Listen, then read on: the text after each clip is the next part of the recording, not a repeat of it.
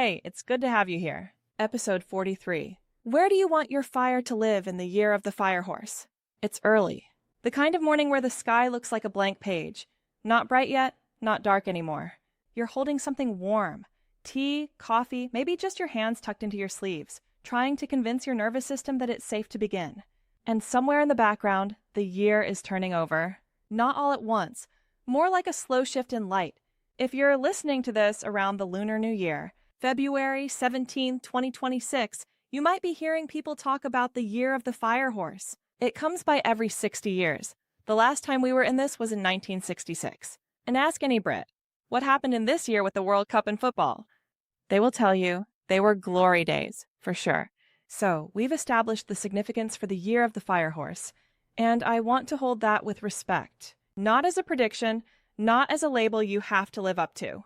More as a symbol some people use to reflect on momentum, independence, and intensity, especially the kind of intensity that can either warm your life or burn you out. So today we're doing 2026 vision casting, exploring where your fire lives, kinda planning from your future self, with 3 soft layers: spirituality, strategy, and identity.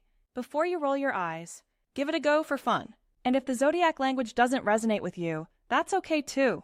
Take what's useful, leave what isn't. Let's start simple. But first, a quick check-in. Make sure you're in a space where you can do this and won't be disturbed. Have fun with it too. So, close your eyes if you can, just for a breath. Imagine it's December 2026. You're walking somewhere familiar, and you feel steadier, not perfect, just more like you. Ask yourself, what did I stop doing this year? That changed everything. Maybe you stopped saying yes out of fear. Maybe you stopped doom scrolling your confidence away at night. Maybe you stopped waiting to feel ready.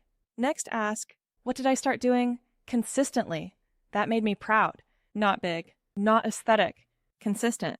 Small is sustainable. Small is real, and enjoy it. Enjoy that feeling you achieved this. Now here's the frame for today, in 3 gentle choices. 1. Spirituality, choose 1 anchor. So what do we mean? Here, spirituality doesn't have to be a whole personality. It's just what brings you back to your senses, so to speak, or meaning, when everything gets too loud. So here we ask, what brings me back to myself? And what brings me back to my life, like the one I've imagined? For example, back to yourself might be a short walk, prayer, breathwork, music, quiet, or being adventurous to try a new food. Back to your life might be cooking something real, cleaning your space, texting a friend, putting your phone down for an hour. If 2026 is fire, this is your hearth, your actual fireplace, if you will. A place to hold the flame without burning out. Just pick your 1 anchor you can protect, even when you're busy. Next, for number 2, strategy. Less is more here.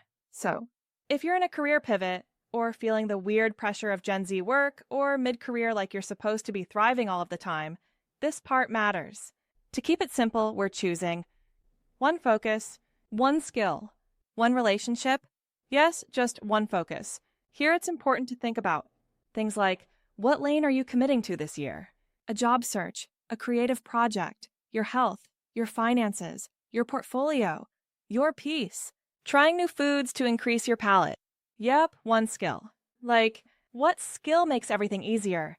Communication, consistency, boundaries, writing, emotional regulation, maybe even AI and creativity.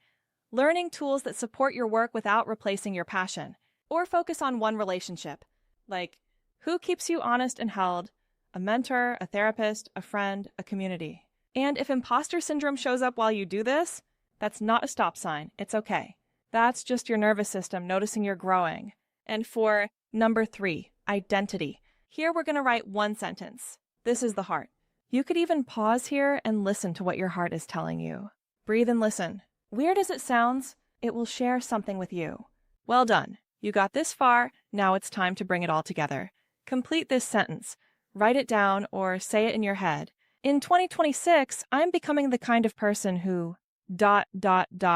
For example, keeps going gently, asks for help sooner, stops performing, chooses what's true.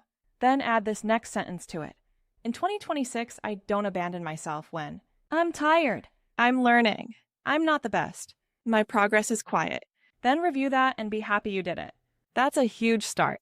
So cool. So here's your whole plan in one breath, one anchor, one focus, one skill, or one relationship, with one identity sentence.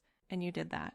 This is one small promise to yourself. It took under 10 minutes to do, and one that you can actually keep with kindness to yourself. As I said, you get to decide. And why is that? Because your future self isn't built by motivation. It's built by follow-through, and you can do this. Oh, and last question before you go. Where do you want your fire to live in 2026? In your work? In your art? In your boundaries? And what would it look like to make that fire warm, not wild? This is Pivot Era Podcast. You're not late. You're becoming. And remember, your fire is real. Give it a home, and only you get to decide. And you don't have to chase the year. You can just meet it one honest step at a time. And that's exactly what I'm doing. Have a go and see what you can grow for yourself too. This is an AI voice-powered podcast shared by humans who simply want to connect across generations and normalize the art of starting again. New episodes drop weekly. Share it with someone who's navigating their own pivot or who needs to hear that beginnings aren't failures. They're growth.